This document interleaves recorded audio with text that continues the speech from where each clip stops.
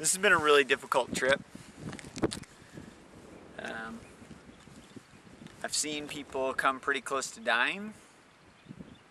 I'm sure that some of the people I met this trip will die in the next couple days.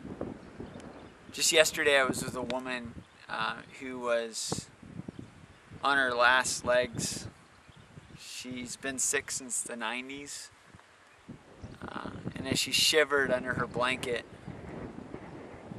and AIDS, you could just tell, was ravaging her entire body. The look of concern upon her mother's face just sent chills down my back. Every time I come here, I'm shocked that I need to relearn that AIDS is real. AIDS is killing people, and AIDS is ravaging families. One of the most important components of AIDS in terms of how we respond is how we react to helping the children, the most vulnerable people. In the community that you see behind me, the average mother gives birth to about 5 or 6 children. And when the father typically has gone off to find work in an economy with about 90% unemployment, and in a typical family where the average person working is supporting 16 people, mothers are generally the link between whether a kid lives or dies, whether a kid will grow up or die, whether a kid will have a future or not. Kids are the future of this great country and this great region of the world. Kids are the most vulnerable people in Southern Africa. When I first started with Forgotten Voices and a team of us came here and we birthed this vision of working with churches to meet the physical and spiritual needs of kids, we had no idea how you all would respond. When I look behind me into this valley and in the places over this big mountain range, this is where what you see behind us, where we're helping send about 2,200 kids to school just in this valley alone. When I think about all the kids that are living in villages and huts just like you just saw, when I think of all the kids living in these villages and huts, and I think about 2,200 kids are now going to school that weren't just a few years ago. When I think about the hopes and dreams of kids like we just saw from afar, I know that those kids are going to have a better life than they would have if you hadn't intervened.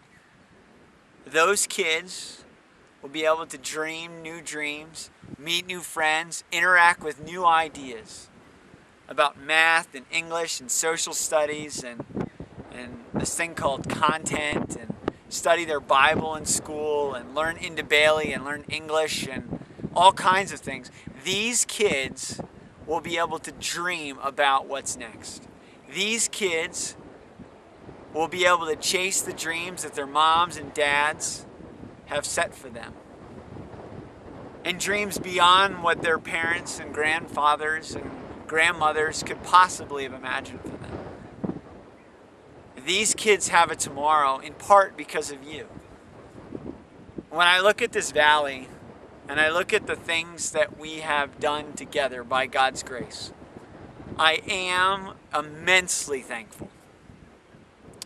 Words cannot express to you, as I tear up even now just talking to you, words cannot express the joy I feel knowing that the children of the woman that I sat with yesterday, as she died, as she was in the process of dying, like it'll probably be today, as I saw life going from her, and it was a tremendously sad scene, there was an aspect of joy knowing and being able to tell the grandmother of the grandchildren, this woman's children, being able to tell that family and have them know that their dreams will go on. That brings great joy. My friends, when I look into this valley, there is surely pain, there is surely death, there is surely great loss, but there is joy. Because of you, by God's grace, in this valley, we've helped 2,200 kids plus go back to school. We've helped churches in their communities dream about how we can equip the caretakers and the relatives with the skills, resources, and tools they need to make sure that it doesn't just end there. Whether it be food or health needs or psychosocial support or counseling or other things, water, farming, seed. I can't tell you how awesome it is to stand upon this rock, one of the highest points in the Matopo Mountains, and say to you, thank you. It has been the great joy of my life to come to Africa on your behalf and share the love of God with these people. But here's the other reality. When I first started with you all on this journey, there were about 1.2 million kids that were orphaned because of AIDS in this country of Zimbabwe. Today, there's an estimated 1.6 to 1.8.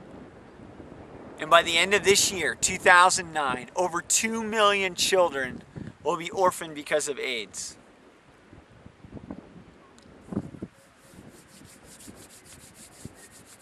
We have some work to do.